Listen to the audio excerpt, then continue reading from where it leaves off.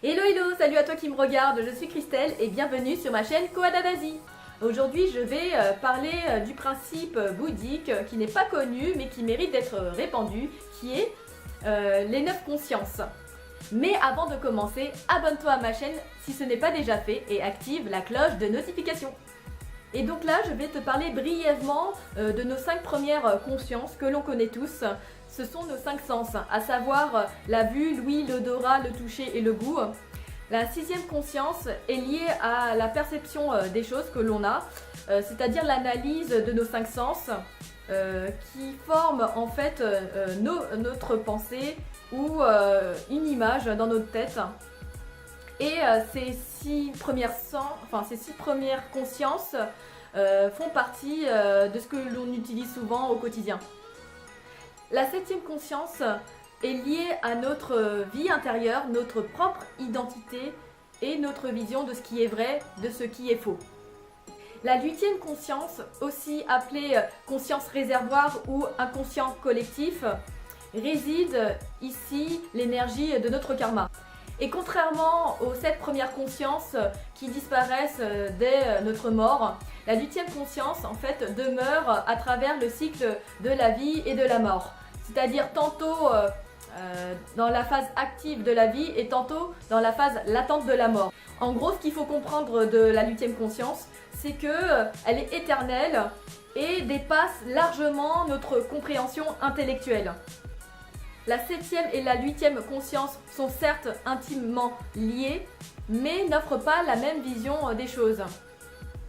Et c'est dans la 7e conscience que réside la peur de la mort, l'égocentrisme et une vision erronée de la 8e conscience, isolée, unique et séparée des autres éléments de la vie. Et c'est cette illusion générée par la 7e conscience d'un soi isolé et séparé des autres éléments que génère en fait ce qu'il y a de pire chez l'humain, à savoir la discrimination, l'ignorance absolue, l'avidité, l'animalité, au plus haut point. Et tu l'auras bien compris, la 8e conscience génère un flux d'énergie vitale et continue de notre karma.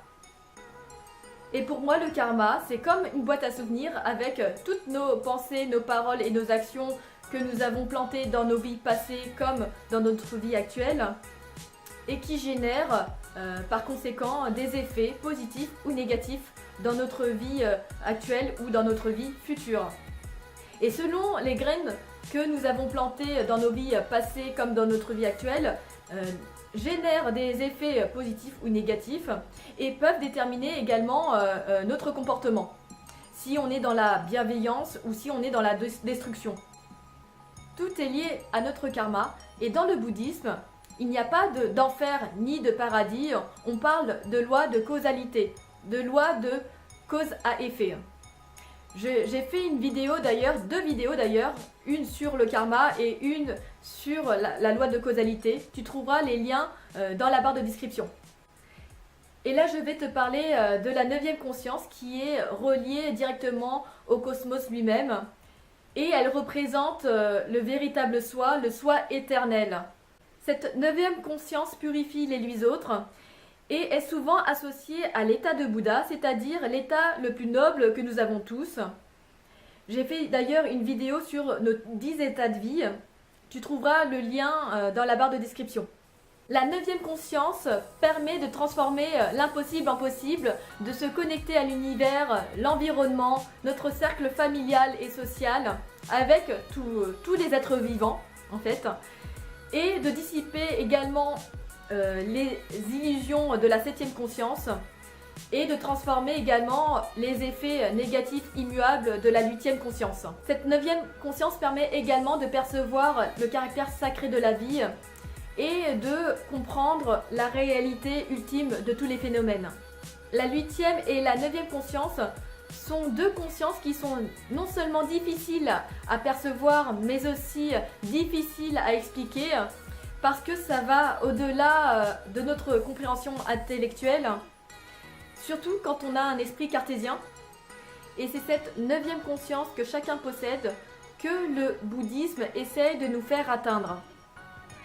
Le bouddhisme n'est rien autre qu'un enseignement pour devenir le meilleur humain et la meilleure version de soi-même pour être heureux et pour contribuer aussi à la paix dans le monde.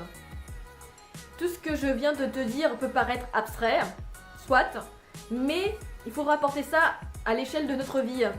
Qu'est-ce que tu peux créer concrètement en valeur autour de toi? C'est en t'épanouissant, en connaissant ta propre mission, que tu pourras contribuer à la société en créant des valeurs. C'est tout pour aujourd'hui. Si tu as aimé ma vidéo, lâche un pouce bleu et fais-moi un commentaire. Et je te retrouve dans une prochaine vidéo. Ciao!